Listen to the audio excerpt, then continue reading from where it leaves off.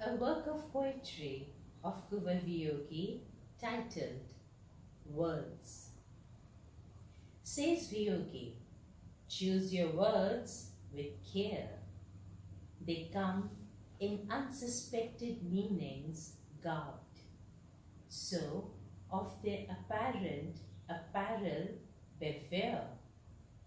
For when their sweetened look can be barbed, an inadvertent inflection, change of tone, of unintended stress, careless pause, can deadly misunderstandings cause.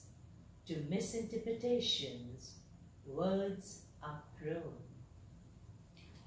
The words can cripple, maim, make you cry, or injure deep than the lashing knives, or with sweet nothings can make you sweetly sigh, with light euphoric breathing all your lives.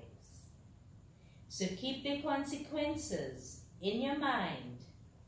They can be cruel, also can be kind. This is Neerja in an endeavor to keep alive amongst us the memory of Kunwar Viyogi in his own enthralling words. Thank you.